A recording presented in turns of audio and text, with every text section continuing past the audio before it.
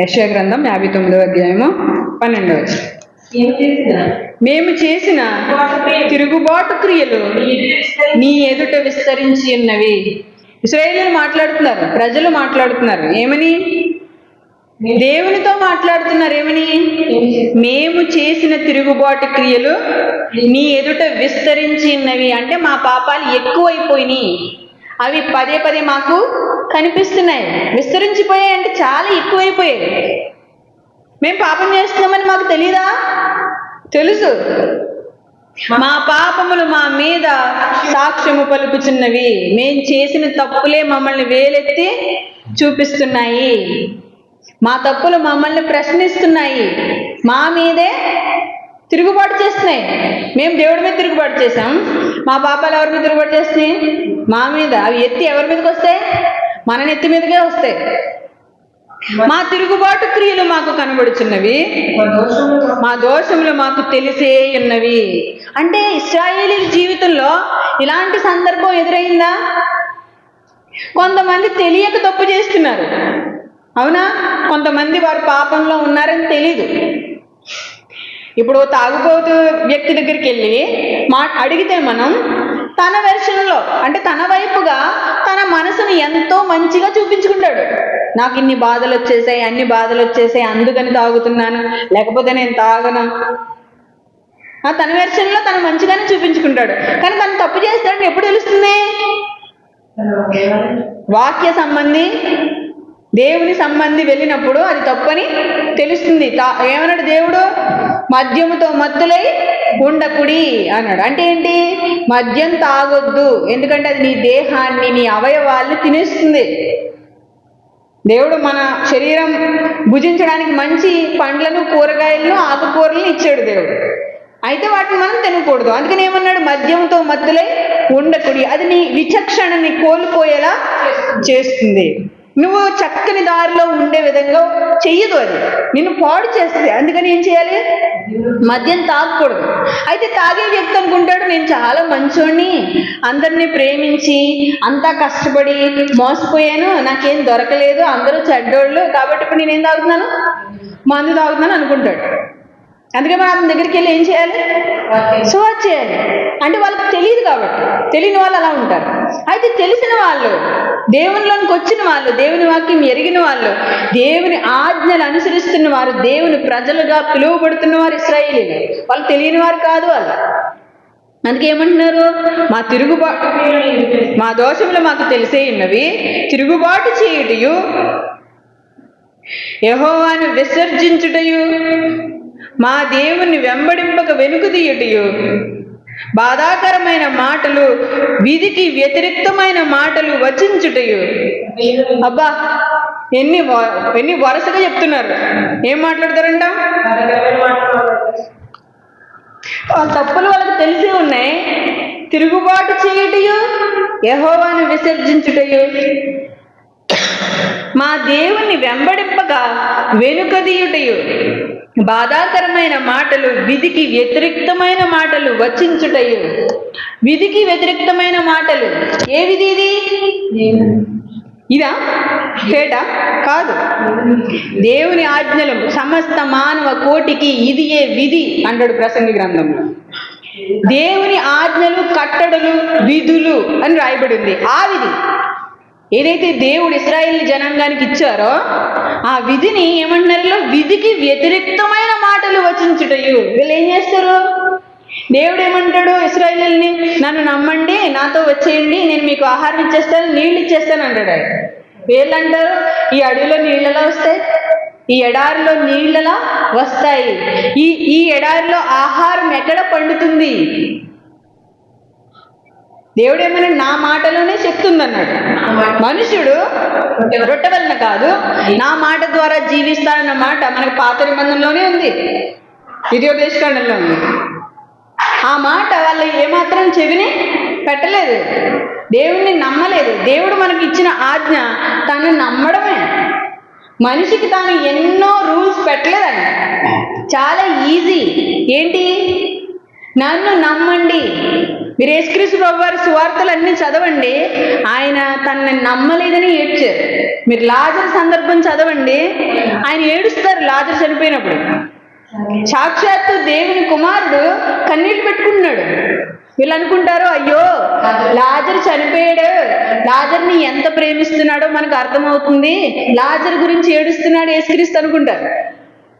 కానీ ఆయన అంటాడు, వారు నమ్మలేదని ఏడుస్తాడు. వారి అవిశ్వాసానికి ఆయన ఆశ్చర్యపోతాడు. వారి విశ్వాసానికి కాదు, అవిశ్వాసానికి, అపనమ్మికకు, అవిధేయతకి. వీళ్ళు ఏం చేస్తారంట, విధికి వ్యతిరేక్తమైన మాటలు పలుకుచు, బాధాకరమైన మాటలు. ఎవరికి బాధాకరమైన మాటలు? దేవునికి, సాక్షాత్తు దేవునికే బాధాకరమైన మాటలు పలుకుతూ, దేవుణ్ణే బాధ పెడుతూ, దేవుని కంట కన్నీరు రప్పిస్తూ, విధికి వ్యతిరేక్తమైన మాటలు వచించుటయు, హృదయమున యోచించుకుని అసత్యపు మాటలు పలుకుటయు. అంటే అసత్యాన్ని అనుకోకుండా పలకరు వెళ్ళారు. అయ్యో అనుకోకుండా అలా స్లిప్ అయిపోయింది టంగ్ అంటారు కొంతమంది. అబద్ధం ఆడతారు, అనుకోకుండా స్లిప్ అవుద్ది అంటే అలా కావాలని చెప్పరు. కొన్నిసార్లు అబద్ధం వస్తుంది, కానీ అది అబద్ధమే కాదా? అబద్ధమే. కానీ వీళ్ళు అంతకంటే దిగజారిపోయారు.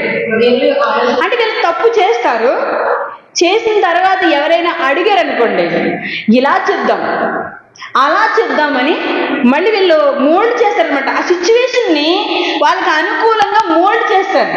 అంటే ఎంత రాటు చేరిపోయారు పాపం చేయడంలో, ఎంతగా వాళ్ళు లీనమైపోయారు, దేవునికి దూరంగా, ఎంతో దూరంగా ఉన్నారు.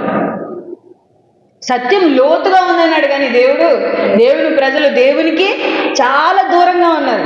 అందుకే మీ అధ్యాయం అంతా చదవండి. ఆ మొదటి వచనంలో అంటాడు, మిమ్మల్ని రక్షింపనేరకుండినట్లు నా చేతులు కొరచగా లేవు, మీ మొరలు విననేరకుండినట్లు నా చెవులు మందంగా లేవు, మీకు నాకు మధ్యలో ఈ పాపాలు మీ దోషాలే ఉన్నాయి, వాటిని విడిచిపెట్టి వస్తేనే కానీ నేను మీకు సహాయం చేయలేను. అందుకే దేవుడు ఏమంటాడు, మీకు సహాయం చేయాలంటే మీరు నా మాట వినాలి, మీరు నా మాట వినకపోతే నేను మీకు సహాయం చేయలేను. మీకు నాకు మధ్యలో ఏమున్నాయి? పాపములు ఉన్నాయి, దోషములు ఉన్నాయి. అందుకే ఏమన్నాడు దేవుడు, మీ పాపాలన్నీ కడిగేసుకుని నా దగ్గరికి వచ్చేయండి అన్నాడు. అందుకే కదా తాను ఎంతగా ప్రేమించిన తన కుమారుణ్ణి, తన ప్రేమ కుమారుణ్ణి దేవుడు మన కొరకు ఇచ్చేశాడు. ఇందులో ప్రేమ ఉంది. ఆయన ఎంతగానో ప్రేమిస్తున్న తన కుమారుణ్ణి మన పాపముల నిమిత్తం సిలువేసి చంపేశాడు. అర్థమవుతుందా? మనకు అర్థం కావాలి. ఆయన తన కుమారుణ్ణి మన కోసం సిలువ మీద మరణానికి అప్పగించాడు. అంటే ఏంటి? తను ఇష్టపడ్డాడు. తన కొడుకు సిలువ మీద చనిపోవడానికి ఆయన ఇష్టపడ్డాడు. తన కొడుకును తానే చేతులారా చంపుకున్నాడు. ఎవరి కోసం? నా పాపముల నిమిత్తమే, మన పాపాలన్నీ కడిగి వేయడానికే క్రీస్తును మన కొరకు దేవుడు అనుగ్రహించాడు ఎంతో ప్రేమతో. మనం ఇంకా పాపం అనే బురదలో కొట్టుకున్నప్పుడే ఇచ్చాడు. వీళ్ళు ఏమన్నారు ఇక్కడ? తమ హృదయంలో దేవుణ్ణి ప్రతిష్ఠించుకోకుండా, తమ హృదయం అనే పలకల మీద వాక్యాన్ని రాసుకోకుండా, తమ స్వబుద్ధిని ఆధారం చేసుకుని నడుచుకున్నారు. హృదయముని యోచించుకుని అసత్యపు మాటలు పలుకుట. యోచించుకోవడం అంటే ఏంటి? ఆలోచించుకోవడమే కదా. ఆలోచించుకుని అసత్యాన్ని పలుకుతూ కావలసిన మాటల్ని కావలసినట్టుగా తిప్పుతున్నారనమాట. అందుకంటే దావీదు గారు అంటారు, వాళ్ళ నాలుకలు వడిగల బాణాలు అంటాడు, కత్తుల్లా ఉన్నాయి వారి నాలుకలు అంటాడు. వారి నోటితో మాటలు ఎటు కావాలితే అటు తిప్పేస్తారు, ఎటు కావాలితే అటు మోల్డ్ చేసేస్తారు అనమాట, వంచుతారు. అలాంటి నాలుకని శిక్షిస్తానని మనకి అధ్యాయం కూడా ఉంటుంది కీర్తనల గ్రంథంలో. దేవుడే శిక్షిస్తాడు. నేను హృదయం నియోజించుకుని అసత్యపు మాటలు పలుకుటయు ఇది ఏ మా వలన జరుగుతున్నవి. ఏమంటున్నారు వీళ్ళు? ఇది ఏ మా వల్ల జరుగుతుంది. విధికి వ్యతిరేక్తమైన మాటలు, స్వబుద్ధిని ఆధారం చేసుకుని మాట్లాడటము, మా హృదయంలో యోచించుకుని అబద్ధపు మాటలు, అసత్యపు మాటలు మాట్లాడటము, తర్వాత తిరుగుబాటు చేయడము, దోషాలు చేయడము, దేవుణ్ణి విసర్జించడము, ఆయన వెంబడింపక వెనుక తీయడము, ఇదే మా వల్ల జరుగుతుంది. మా వల్ల ఎప్పుడు కూడా ఏం జరుగుతుంది? అవిధేయత జరుగుతుంది. నేను మంచిగా ఉందాం అనుకుంటున్నాను, కానీ నేను మంచిగా ఉండలేకపోతున్నాను. నేను యథార్థంగా ఉండాలనుకుంటున్నాను, కానీ యథార్థంగా ఉండలేకపోతున్నాను. నేను చేసిన తప్పులన్నీ నా ఎదుట ఉన్నాయి, నాకు కనిపిస్తున్నాయి, నాకు తెలుస్తుంది. అయినా సరే నేను మంచిగా ఉండలేకపోతున్నాను. ఆయన అంటాడు అదే అధ్యాయం చూడు 4వ వచనం, అదే అధ్యాయం 4వ వచనం, నీతిని బట్టి ఎవడు సాక్ష్యం పలుకుడు, సత్యమును బట్టి ఎవడును వ్యాజ్యమాడడు. అంటే దేవుడు దెబ్బలాటలాడమంటున్నాడా? దెబ్బలాటలాడమంటున్నాడా? మరి వ్యాజ్యమంటున్నాడా? ఆయన అసత్యం జరుగుతున్నప్పుడు సత్యమును గూర్చి అక్కడ మాట్లాడేవాడు ఒకడు కూడా లేడు. నా పక్షాన మాట్లాడేవాడు ఎవడును లేడు. నీతిని బట్టి మాట్లాడేవాడు లేడు, నీతిని బట్టి సాక్ష్యం ఇచ్చేవాడు లేడు, నీతిని బట్టి సాక్ష్యమును పలుకడు, సత్యమును బట్టి ఎవడును వ్యాజ్యము ఆడడు. అందరూ వ్యర్థమైన దాన్ని నమ్ముకుని మోసపు మాటలు పలుకుదురు, చెడుగును గర్భమును ధరించి పాపమును కందురు. చెడుగును గర్భం ధరిస్తే బయటికి ఏమొస్తుంది? పాపం వస్తుంది. నీ హృదయంలో చెడు ఉంటే నీ నోటి నుంచి ఏమొస్తుంది? పాపపు మాటలు వస్తాయి. నీ హృదయంలో చెడు ఉంటే నీ క్రియలు పాపపు క్రియలు. అందుకే దేవుడు ఏమన్నాడు? నీ హృదయంలో ఉన్న పాపాన్ని కడిగి వేసుకో. ఎందుకు ఇంకా తడవ చేస్తున్నావు? నీ పాపములు కడిగి వేసుకోము అన్నాడు అపోస్తలుడైన పౌలుని. ఏం చేశాడు పౌలు? వెంటనే తన పాపాలు కడిగి వేసుకున్నాడు. ఇశ్రాయేలీయులు తమ తమ బలహీనతను దేవుని ఎదుట ఒప్పుకున్నారు. మాకు అన్నీ కూడా నోట్లో ఏమొస్తే చెత్త మాటలే వస్తాయి, మాకు చెత్త క్రియలే, మేము మంచి చేద్దాం అనుకున్నా చెత్త క్రియలే జరుగుతాయి, యథార్థంగా ఉందాం అనుకున్నా అబద్ధంగానే జీవిస్తున్నాం, అవిధేయతే మాలోంచి వస్తుంది. మరి ఏం చేయాలి ఇప్పుడు? ఏం చేయాలి? ఖచ్చితంగా మనం ఏం చేయాలి? వెంటనే దేవుని సన్నిధిలో మన పాపాలన్నీ ఒప్పుకొని విడిచిపెట్టేయాలి. అది ఎవరైనా సరే, అది ఏ పాపమైనా సరే. అందరిలో అన్ని పాపాలు ఉండవు. అందరికీ తాగుబోతు లక్షణాలే ఉంటాయా? ఉండవు. కొంతమందికి తాగుబోతు లక్షణం ఉంటుంది, కొంతమందికి వ్యభిచారం చేసే లక్షణం ఉంటుంది. ఒకడు తాగుబోతు చేయడు, వ్యభిచారం చేయడు, చేయాడిస్తాడు అంటే దొంగతనం చేస్తాడు. కొంతమంది రెండు చేయరు, కొంపల్లో ఏం చేస్తారు? చిచ్చు పెట్టేస్తారు, అంటే నోరు బాగా కుదురుగా ఉండదు. కొంతమంది ఏం చేస్తారు? వాక్యంలోకి వచ్చిన తర్వాత కూడా బాప్తిసం తీసుకుని 20 సంవత్సరాలు 30 సంవత్సరాలు అయిపోయినా సరే వాళ్ళు ఏం చేస్తున్నారు, వీళ్ళు ఏం చేస్తున్నారు, వాళ్ళు అక్కడికి వెళ్ళారు, వీళ్ళు అక్కడికి వెళ్ళారు, వాళ్ళ ఇంట్లో ఏం జరుగుతుంది, వీళ్ళ ఇంట్లో ఏం జరుగుతుంది, ముసలమ్మ ముచ్చట్లు, సోది కబుర్లు. ఈ సోది ముచ్చట కబుర్లు ఎప్పుడు పోతాయి క్రైస్తవ్యం నుంచి? దేవుడి చిత్తం, దేవుడి మనసు, దేవుని పని, దేవుని మాట, మనం దేనికోసం పని చేస్తున్నాము, దేనికోసం మాట్లాడుతున్నాము, దేనికోసం ప్రయాసపడుతున్నాము? అసలు మనం మాట్లాడితే దేవుడికి లాభం ఉందా? మనం ఎక్కడికైనా వెళ్తే దేవుడికి లాభం ఉందా?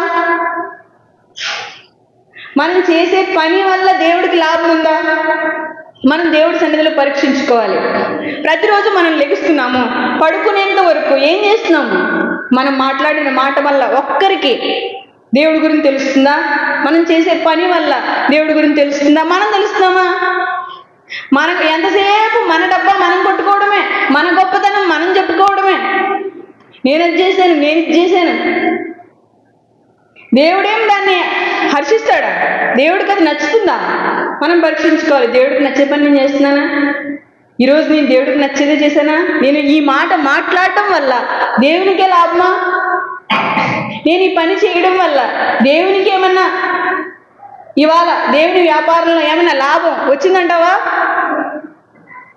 దేవుని సేవని ఏమన్నాడు? దేవుడు తలాంతులు ఇచ్చాడు కదా యేసుక్రీస్తు గారు. తలాంతులు ఇచ్చారా? తన దగ్గర పనిచేసే వాళ్ళకి కొంతమందికి 10 తలాంతులు ఇచ్చాడు. ఒకరికి 10 తలాంతులు కాదు క్షమించాలి, ఒకరికి 5 తలాంతులు, ఒకరికి 2 తలాంతులు, ఒకరికి 1 తలాంతు. ఏమన్నాడు? వ్యాపారం చేసేమన్నాడు. అంటే ఇప్పుడు ఏమన్నాడు? సేవలో కూడా వ్యాపారంలా అంటే ఎందుకు చూపించాడు? ఒక పెట్టుబడి మనం పెట్టినప్పుడు లాభం ఎలా తెచ్చుకుంటామో అలాగే దేవుని నిమిత్తం ఆత్మల సంపాదన కూడా బిజినెస్తో పోల్చాడు దేవుడు. అయితే నిజానికి సంఘం అనేది బిజినెస్ కాదు, వ్యవసాయం. అందుకే రైతుల గురించి తొలకరి వర్షము, కడవరి వర్షము, విత్తులు విత్తడము, నారులు నాటడము, పంట ఎదగడము, పొలముకి ఆదాయం తీసుకోవడము, అలా మాట్లాడతాడు దేవుడు సంఘం గురించి. సంఘాన్ని మనం వ్యవసాయంతో పోల్చి వ్యవసాయంగా చేయాలి. ఇంకా ఏమన్నాడు, కొద్దిగా వ్యాపార దృక్కోణంలో కూడా లాభం నిమిత్తమై పోలుస్తూ చూపించాడు. కానీ సంఘం వ్యాపార దృక్కోణంలో చూడకూడదు. మనం వ్యాపార దృక్కోణంలో సంఘాన్ని చూస్తే అది నిలవదు, అది విచ్ఛిన్నం అయిపోతుంది. యథార్థంగా దేవుని తరపున మనం పని చేస్తే, ఇప్పుడు లాభం ఎవరికి తీసుకురావాలని పని చేస్తాము? దేవునికి తీసుకురావాలి లాభం అని పని చేస్తే అందులో ఎటువంటి దురుద్దేశం లేదు. కానీ నాకు లాభం రావాలని ఎప్పుడైతే చేసామో అప్పుడేమవుతుంది? దురుద్దేశం అవుతుంది. యజమానికి లాభం తీసుకొచ్చారు వాళ్ళు, 5కి ఇంకొక 5 తెచ్చాను యజమానుడా అని చెప్పాడు. అప్పుడు ఏమన్నాడు యజమానుడు? బలా నమ్మకమైన మంచి దాసుడా. ఎవరికి తెచ్చావు నువ్వు? నాకు తెచ్చావు కాబట్టి నేను నీకు ఇంకా ఇస్తాను. ఆ దాసుడు ఎవరికి తెచ్చాడు? దేవుడికి తెచ్చాడు. అంటే నువ్వు వ్యాపార దృక్కోణంలో చేసినా సరే ఎవరికి లాభం తెచ్చేలా చెయ్యాలి? దేవుడికి లాభం తెచ్చేలా చెయ్యాలి. ఒక మనిషికి వాక్యం చెప్తే ఆ మనిషి దేవుడి తట్టు తిరిగాడు అనుకో, ఎవరికి లాభం తెచ్చినట్టు? నువ్వు దేవుడికి లాభం తెచ్చినట్టు. ఇప్పుడు దాన్ని దేవుడు తప్పు పడతాడా? పట్టడు. అదే నువ్వు వ్యాపారం చేసి నీకు లాభం వచ్చే విధంగా చేస్తున్నావు అనుకో, అది దేవుడు ఏం చేస్తాడు? ఊరుకోడు, సహించడు, చూస్తా అంటే వెంటనే శిక్ష రాదు, ఊరుకుంటాడు దేవుడు. గురుగుల్ని దేవుడు తీయట్లేదు, భక్తిహీనుడిని కూడా దేవుడు తీయడు.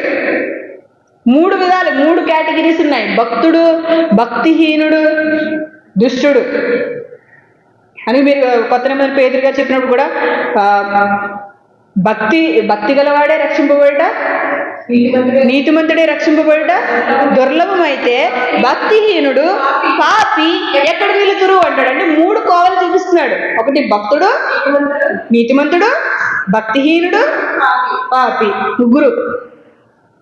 మనం ఏ కోవలో ఉన్నాం చూసుకోవాలి. మనం దేవుడికి దూరం అయిపోయి పాపుల కోవలో ఉన్నామా? దేవుడికి దగ్గరకు వచ్చి భక్తిహీనతలో ఉన్నామా? అంటే ఉంది, కానీ సరిపడినంత లేదు. నీతిమంతుడంటే అంటే సరిపడగా ఉన్నాడు, దేవునికి వాడబడుతున్నాడు. ఈ కోవలో నాకు తెలిసి చాలా తక్కువ మంది ఉంటారు. అవునా? చాలా తక్కువ మంది ఉంటారు. వాళ్ళు తమ బలహీనతని దేవుని ఎదుట ఒప్పుకుంటున్నారు. మాకు పాపమే జరుగుతుంది, మా వల్ల ప్రయోజనం ఏమీ లేదు నీకు. దేవుడితో చెప్తున్నారనమాట, నాయన నా వల్ల నీకు ఏ చిల్లి గవ్వ కూడా రాదు. దేవుడు వాళ్ళని విడిచిపెట్టేశాడా? కనికరిస్తానన్నాడు. ఎవరైతే దేవుని తట్టు తిరుగుతారో, మళ్ళీ ఇక్కడ ఇంకొక మాట చెప్తాడు చూడండి, 14వ వచనం. న్యాయమునకు ఆటంకము కలుగుచున్నది, నీతి దూరమున నిలిచుచున్నది, సత్యము సంత వీధులలో పడి ఉన్నది. సత్యం సంతలో పడిపోయింది, దాన్ని పట్టించుకునే వాళ్ళు ఎవరు లేరు. సత్యం ఏమైపోయింది? సంతకెళ్ళిపోయింది. సత్యం ఇప్పుడు డబ్బుకు కూడా సత్యం అమ్ముడిపోతుంది, లంచాలకి సత్యం అమ్ముడిపోతుంది, టాలెంట్కి సత్యం అమ్ముడిపోతుంది. ఇప్పుడు ఎందులో ఉందో తెలుసా? ఈరోజు సంఘాల్లో ప్రజెంటేషన్లోనే ఉంది, భక్తుల్లో ఏం లేదు. ప్రజెంటేషన్లోనే దేవుడు ఉన్నాడు. అంటే వాడికి ప్రజెంటేషన్ చేసే క్యాపబిలిటీ ఉందనుకో, ఏదో ఒక వాక్యం తెచ్చి చెప్పేస్తాడు. బ్రతకాల్సిన పని ఉంది, ప్రజల దగ్గర మెప్పించేసుకొచ్చి పని అయిపోతుంది. కానీ దేవుడు చూస్తున్నాడా లేదా? చూస్తున్నాడు. ఏమంటున్నాడు? సత్యం సంత వీధుల్లో పడింది. ఎవడు భక్తుడో, ఎవడు భక్తిహీనుడో, ఎవడు పాపో, ఎవడు దుష్టుడో దేవుడికి ఖచ్చితంగా తెలుసు. అందుకే ఏమంటున్నాడు? సత్యం సంత వీధుల్లో పడి ఉన్నది, ధర్మము లోపల ప్రవేశింప నేరదు. ధర్మం లోపల లేదు, బయటికి పోయింది. మహిమ ఏమైంది? బయటికి పోయింది. పరిశుద్ధ స్థలంలో నుంచి, తర్వాత ఆవరణంలో నుంచి గడప కమ్మిలు దాటుకుని బయటికి పోయింది. లేదు. ఇంకేమన్నాడు? చెడుతనం విసర్జించువాడు దోచబడుచున్నాడు. ఒకవేళ నేను తప్పు చేశాను కదా అని చెడుతనం వదిలేద్దామంటే నేను ఏమవుతున్నానని తెలుసా? దోచబడుతున్నాను. అంటే చేసింది మళ్ళీ ఏమవుద్ది? నెత్తి మీదకి వస్తూ ఉంటారు. వదలదు, ఇది జిడ్డు కదా ఇది. మరి చేసిన పాపం ఎక్కడికి పోతే? ఇప్పుడు దాకా తిట్టాను అనుకోండి ఒకళ్ళని, ఇప్పుడు తిట్టడం మానేసి నేను మంచిదాన్ని అయిపోతే ఇప్పుడు ఏమవుద్దంటే ఉన్న వాళ్ళందరూ కలిపి నన్ను తిడతారు. ఇప్పుడు దాకా దొంగిలించాను, ఇప్పుడు దొంగిలించడం మానేశాను, ఇప్పుడు ఏం చేస్తున్నాను? అందరూ నా వస్తువులు దొబ్బేస్తున్నారు. దేవుడు చెప్పిన మాట ఇది. ఏమన్నాడు? ఇప్పుడు మంచిది ఏదైనా చేద్దామంటే చెడుతనం విసర్జించువాడు దోచబడుచున్నాడు. న్యాయం జరగకపోవడం యెహోవా చూచెను, అది ఆయన దృష్టికి ప్రతికూలమై ఉండెను. సంరక్షకుడు లేకపోవడం చూచి ఆయన చూచెను, మధ్యవర్తి లేకుండుట ఆయన చూచెను, ఆశ్చర్యపోయాను. దేవుడు మనకి మధ్యవర్తిని ఇచ్చెను. పాపానికి పరిశుద్ధతకి మధ్యలో కనెక్షన్ కుదరట్లేదు. దేవుడేమో పరిశుద్ధుడు, మనిషి ఏమో పరమ పాపి, పరమ దరిద్రుడు. ఆయనేమో ఐశ్వర్యవంతుడు. ఆయనేమో తెల్లగా ఉన్నాడు, మనమేమో నల్లగా ఉన్నాం. ఆయన్ని మనం చేరలేము. మంచిగా ఉందామంటే దోచబడుచున్నాను. ఇప్పుడు చెడంతా వదిలేద్దామంటే ఇప్పుడు అదంతా నాణ్యత మీదకి వచ్చి పడుతుంది. అందుకు దేవుడు ఈ కార్యాన్ని చూశాడు. సంరక్షకుడు లేకపోవడం చూచెను, మధ్యవర్తి లేకుండా చూచి ఆశ్చర్యపడెను. కాబట్టి ఆయన బాహువు ఆయనకు సహాయం చేసెను. ఆయన నీతియే ఆయనకు ఆధారమాయను. నీతిని కవచముగా ఆయన ధరించుకొనెను, రక్షణను తల మీద శిరస్త్రాణముగా ధరించుకొనెను. మనకి ఎవరిని అనుగ్రహించాడు దేవుడు? ఏలయనగా దేవుడు మనకు శిశువును అనుగ్రహించెను. మనకు రక్షకుడు పుట్టాడు. మన పాపాలన్నీ కడిగేయడానికి, మనల్ని పవిత్రపరచడానికి, తన పరిశుద్ధ రక్తాన్ని చిందించడానికి ఒక పరిశుద్ధుడైన శిశువు పుట్టాడు మన కోసం. ఆయన ఈ లోకంలో జీవించాడు 33.5 సంవత్సరాలు. మామూలు మనిషిలా జీవించి పనిచేసి తన జీవితాన్ని దేవునికి సమర్పించుకుని దేవుని సేవార్థమై తన శరీరాన్ని, తన ప్రాణాత్మ దేహాలను దేవునికి సజీవ యాగంగా సమర్పించుకున్నాడు. 3.5 సంవత్సరములు దేవునికి అలుపెరగక సేవ చేశాడు.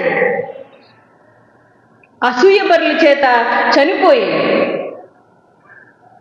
ఏం చేశారు? యేసుక్రీస్తు ప్రభువారిని అసూయ చేత అప్పగించారని రాయబడింది. అసూయ అనేది చాలా భయంకరమైన రోగం. అది మనల్ని, మన ఆత్మకు పట్టిన, ఇప్పుడు శరీరానికి క్యాన్సర్ ఎలా పడుతుందో ఆత్మకు అలా పట్టేస్తుంది ఈ అసూయ. ఇది మనిషిని చాలా దేవునికి కాకుండా చేసేస్తుంది. సౌలు అసూయ చేత ఏం చేసుకున్నాడు? తన రాజ్యాన్ని, తన ప్రాణాన్ని కూడా పోగొట్టుకున్నాడు. దావీదు ఇంకేం తీసుకుంటాడు? ఈ దావీదు నా సింహాసనాన్ని తీసేసుకుంటాడు అనుకున్నాడు. ఇచ్చే సింహాసనం ఏమన్నాడు యేసుక్రీస్తు? ఆశించిన వాడికి ఆశించిన దాన్ని ఇచ్చేయి అన్నాడు. నిజానికి సౌలు తన సింహాసనాన్ని దావీదుకి ఇచ్చడానికి ఇష్టపడి ఉంటే దేవుడు ఇంకా ఎంత గొప్పగా వాడుకునేవాడో సౌలుని. కానీ దావీదు మీద అసూయపడి నేనేమో 1000 మంది, దావీదేమో 10,000 మంది. ఇంకేం చేస్తాడు ఈ దావీదు? నా రాజ్యాన్ని తీసుకోవడం తప్ప ఇంకేం చేస్తాడంటాడు. ఆ సందర్భాలు మీరు చదవండి. అతని భయం ఏంటంటే, దావీదు మీద అసూయ ఎందుకు పుట్టిందంటే, ఇతడు నా సింహాసనాన్ని తీసేసుకుంటాడు, నా తర్వాత రాజు అయిపోతాడు అని గ్రహించాడు గనక దావీదు మీద ఏం పుట్టింది? అసూయ పుట్టింది. అందుకే ఏమన్నాడు దేవుడు? నా కోసం తనకు కలిగినవన్నీ వదులుకోవడం అంటే ఏంటి? తన ప్రాణాన్ని సహా ద్వేషింపకుంటే, అంటే నువ్వు దేన్ని ప్రేమిస్తే దానివల్ల నీకేమొచ్చేస్తుంది? ఆత్మకి ఏం పడుతుంది? రోగం పట్టేస్తుంది. అందుకే నువ్వు అన్ని వదిలేసుకో అన్నాడు యేసుక్రీస్తు చెప్పిన మాట అర్థం చేసుకుంటే నిజంగా ఆయన పాదాలకి మొక్కకుండా ఎవరు ఉండలేదు.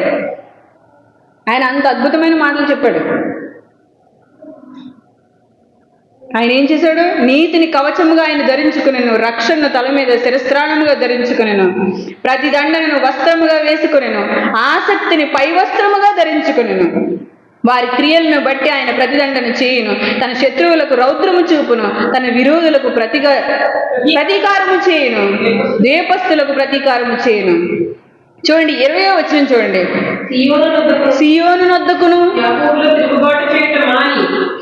యాకోబులో తిరుగుబాటు మాని మళ్ళు కొనిన వారి యొద్దకును. రెండు విషయాలు అక్కడ. ఒకటి సియోను వద్దకును, యాకోబులో తిరుగుబాటు చేయటం అని మళ్ళు కొనిన వారి యొద్దకును. ఎవరైతే తమ తప్పులు చేశామని ఎరిగి తన మార్గం మార్చుకుంటారో అంటారు కదా. ఇప్పుడు మిలిటరీ వాళ్ళు ఉంటారు, ఏమంటారు? అబౌట్ టర్న్ అంటారు. అంటారా లేదా? వాళ్ళు ఒకే రకమైన నడకతో ఫాస్ట్గా వెళ్తున్నప్పుడు ఒక వాయిస్ వాళ్ళకి వినిపిస్తుంది. ఏమని? అబౌట్ టర్న్ అంటాడు. అనగానే ఏం చేయాలి వాళ్ళు? టర్న్ అవ్వాలి. లేదా లెఫ్ట్ అంటాడు, అప్పుడు లెఫ్ట్ టర్న్ అవ్వాలి. రైట్ అంటాడు, అప్పుడు రైట్ టర్న్ అవ్వాలి. అలా దేవుడు ఏమన్నాడు? మీ మార్గం నుండి మీరు మళ్ళుకోవాలి. ఇప్పుడు దాకా మీ స్వబుద్ధిని ఆధారం చేసుకుని మీరు నడుచుకున్నారు కదా. మీరు లోకం నడుచుకున్నట్టుగా, మనుషులు నడుచుకున్నట్టుగా, మీరు అనుకున్నట్టుగా, మీరు ఊహించుకున్నట్టుగా నడుచుకున్నారు కదా. ఇప్పుడు మీరు ఏం చేయాలంటే అన్ని విడిచిపెట్టేసి కేవలం ఏది స్థిరము? వాక్యమే స్థిరము. ఇప్పుడు మీరు దేని ప్రకారం నడుచుకోవాలి? కేవలం వాక్య ప్రకారమే నడుచుకోవాలి. ఇంక మీరు దేన్ని చూడకూడదు. దేన్ని చూసినా ఏమవుతుంది? ఈ లోకంలో ఉన్నదంతా ఏంటి? ఇదంతా నిజమా? ఇదంతా ఉండదా? శిథిలమైపోద్దా? లోకమంతా మాయ అన్నాడు. ఏమన్నాడు? ఈ లోకపు నటన గతించి. ఈ లోకంలో అంతా ఏముందో తెలుసా? నటన. అబ్బా, పొద్దున్న లెక్సిన దగ్గర నుంచి రాత్రి పడుకునేంత వరకు మనుషులు ఎదుట మనం చేస్తున్నది ఏంటి? నటన. వారు నటనములు చేయుదురు, వారి పిల్లలు ఏం చేస్తారు? నటనములు చేయుదురు అంటాడు. నటన. మనుషుల దగ్గర ఏంటి? మనకి పొద్దున్న నుంచి సాయంత్రం దాకా నటనే. అందుకేమన్నాడు? ఈ లోకపు నటన గతించిపోవును. కంటికి కనిపించేది ఏది స్థిరము కాదు. కానీ కంటికి కనిపించని ఆత్మ ఉంది, కంటికి కనిపించని నరకం ఉంది, కంటికి కనిపించని స్వర్గం ఉంది. కంటికి కనిపించని దేవుడు ఉన్నాడు, కంటికి కనిపించని దెయ్యం కూడా ఉంది. అదృశ్య వినాశక శక్తి, రెండు మహాశక్తుల మధ్య యుద్ధం. ఎవరి కోసం పోరాటం? మన కోసమే. మనం కావాలని దేవుడు పోరాటం చేస్తున్నాడు, మనం కావాలని దెయ్యం కూడా పోరాటం చేస్తుంది. మోషే శరీరం కూర్చున్న తర్కంలో మనకు తెలిసింది. మనం కావాలనే పోరాడుతున్నారు వాళ్ళిద్దరు. దేవుడేమో దుష్టుడిలాగా ఎగబడిపోడు. దేవుడు ఇప్పుడు కూడా దుష్టుడు ఏం చేస్తాడు? వాడికి రూల్స్ రెగ్యులేషన్స్ ఏముండవు, మనల్ని ఏదో ఒక విధంగా పడగొట్టడానికి చూస్తాడు. కానీ దేవుడు అలా కాదు. కేవలం ప్రేమతో మాత్రమే, స్వేచ్ఛగా మాత్రమే రావాలని కోరుకుంటాడు. తనకు తానుగా స్వేచ్ఛగా ప్రేమగా రావాలి ప్రతి మనిషి కూడా తన దగ్గరికి. ఎలా రావాలి? ప్రేమగా రావాలి, స్వేచ్ఛగా రావాలి, బలవంతంగా రాకూడదు. అందుకే ఆయన అర్పణ కూడా చెప్పిన సందర్భంలో పాత నిబంధనలో అవన్నీ ఛాయ. మీ అర్పణ కూడా స్వేచ్ఛగా ఉండాలి, బలవంతంగా ఉండకూడదు. స్వేచ్ఛార్పణల గురించి కూడా ఆయన చెప్పారు. మనం ఏం చేసినా ఎలా చేయాలి? స్వేచ్ఛగా చేయాలి. మనకు మనంగా స్వేచ్ఛగా ఆయన దగ్గరికి రావాలి, ఆయనకు మన జీవితాన్ని సమర్పించుకోవాలి. అందుకే ఎవరైతే సియోను నొద్దుకును యాకోబులో తిరుగుబాటు చేయటం మాని మళ్ళు కొనిన వారి యొద్దకును విమోచకుడు వచ్చును. ఎవరా విమోచకుడు? యేసుక్రీస్తు. ప్రపంచ మానవాళికి విమోచకుడు ఎవరు? పాప విమోచకుడు యేసుక్రీస్తు. ఎవరైతే పాపము నుండి మళ్ళుకొని తిరుగుబాటు చేయటం మాని మళ్ళుకుని వారి యొద్దకును, అంటే ఎవరైతే మళ్ళుకుంటారో వాళ్ళ యొద్దకి యేసుక్రీస్తు వస్తాడు. అయితే మళ్ళుకోవాల్సిన బాధ్యత ఎవరిది? మనదే. మనం మళ్ళుకుంటే ఆయన వస్తాడు, మనం ఒప్పుకుంటే ఆయన క్షమిస్తాడు, మనం ఒప్పుకొని విడిచిపెడితే ఆయన క్షమిస్తాడు. దుష్టుడు ఎప్పుడు కూడా మనల్ని భయపెడతా ఉంటాడు. ఏం చేస్తాడు దుష్టుడు? భయపెడతా ఉంటాడు. ప్రతిదీ భయమే. నుంచుంటే భయమే, మాట్లాడితే భయమే, ఎవరన్నా ఏదన్నా అన్నా భయమే, ఏదో అనేస్తున్నారని భయం, ఏదో చేసేస్తున్నారని భయం, ఏదో జరిగిపోతుందని భయం, ఏదో వచ్చేస్తుందేమో భవిష్యత్తులో అని భయం, పూర్వంలో చేసింది కూడా వచ్చేస్తుందేమో అని భయం. అన్నీ భయాలే. అందుకే యోహాను గారు రాసిన మొదటి పత్రికలో అంటాడు, ఎక్కడ ప్రేమ ఉంటుందో అక్కడ భయము ఉండదు అంటాడు. పరిపూర్ణమైన ప్రేమ భయమును వెళ్ళగొట్టును. అందుకే మనకి ఏముండాలి? ఫస్ట్ ప్రేమ ఎవరు? దేవుడు. మళ్ళీ ఎక్కడికి తిరిగినా ఎక్కడికి రావాలి? మళ్ళీ దేవుడి దగ్గరికి రావాలి. అందుకే మనం దేవుని వైపు మళ్ళుకున్నప్పుడు ఆయన మన దగ్గరికి వస్తాడు. మీరు పాపులారా మీ చేతులు కడుక్కోండి, విమర్శకులారా ఆ ఏడుగుడి మీరు ఆయన యొద్దకు రండి, అప్పుడు ఆయన మీ యొద్దకు వచ్చును. మీరు ఫస్ట్ ఎక్కడికి రావాలి? దేవుడి దగ్గరికి రావాలి. మీరు ఫస్ట్ ఎటు మళ్ళుకోవాలి? దేవుని వైపు మళ్ళుకోవాలి. అప్పుడు ఆయన మీ యొద్దకు వచ్చును. ముందు నీకు ఏముండాలి? అభిముఖం అంటారు కదా, ఉండాలి. నువ్వు దేవుడి వైపు తిరిగి ఇష్టపడాలి. దేవుడు కావాలని మనసులో కోరుకోవాలి. నీ హృదయాన్ని దేవుడు చూస్తాడు. ఎప్పుడైతే కోరుకుంటావో ఆయన వెంటనే వచ్చేస్తాడు. ఆయన ఎక్కడ వచ్చేస్తాడని అడిగిపోతున్నావా? వస్తాడు ఆయన ఖచ్చితంగా. ఎవరైతే విరిగి నలిగిన హృదయంతో ఉన్నారో, ఎవరైతే పశ్చాత్తాప హృదయంతో ఉన్నారో, ఎవరైతే ఆయన తట్టు తిరగాలని ఆశపడుతున్నారో, మంచి జీవితం కావాలని ఆయన వేడుకుంటున్నారు, వాళ్ళకి ఖచ్చితంగా విమోచకుడు వస్తాడు. వాళ్ళకి మంచి జీవితాన్ని అనుగ్రహిస్తాడు. అప్పుడు అంటున్నాడు, ఇదే యెహోవా వాక్కు, నేను వారితో చేయ నిబంధన ఇది, నీ మీదనున్న నా ఆత్మయు, నేను నీ నోట నుంచిన మాటలను నీ నోట నుండి, నీ పిల్లల నోట నుండి, నీ పిల్లల పిల్లల నోట నుండి ఈ కాలము మొదలుకొని ఎల్లప్పుడూ తొలగిపోవు. నీ యొద్ద నుండి ఏది తొలగిపోదు? నేనిచ్చిన ఆత్మ, నేను నీ నోట పెట్టిన మాటలు. దేవుని మాటలు మనం పలకాలంటే మన నోట్లో ఎవరు పెట్టాలి? దేవుడే పెట్టాలి. ఎందుకంటే నీ నోరు బాగుగా తెరువు, నేను దాన్ని నింపేదను. అంటే నీ నోట్లో ఫస్ట్ వాక్యం పెట్టాలంటే ఎవరు పెట్టాలి? నేను వాక్యం చెప్పలేకపోతున్నానంటే ఏం లేదు, దేవుని ఆత్మ మనలో పెట్టలేదు. అందుకేమన్నాడు అక్కడ?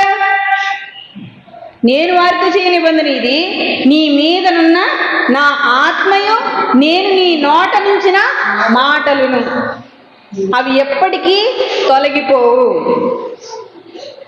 నువ్వు నా వైపు మళ్ళుకుంటే ఇది నీకు వచ్చేది. ఫస్ట్ చూసాం, వాళ్ళు పాపాలు చేశారు, తెలిసి చేస్తున్నామన్నారు, ఎరిగే చేస్తున్నామన్నారు, మా వల్ల ఇది తప్ప ఇంకేం జరగట్లేదన్నారు. ఒప్పుకుంటే దోచుకొనబడుతున్నారు. అయితే దేవుడు ఈ కార్యాన్ని చూసి ఆశ్చర్యపడి మధ్యవర్తిని అనుగ్రహించాడు. ఆయన విమోచకుడు మన కొరకు వచ్చాడు. మనం మళ్ళుకున్నప్పుడు ఆయన మనల్ని రక్షించాడు. మనకి తన ఆత్మనిచ్చాడు, తన మాటలు మన నోట ఉంచాడు.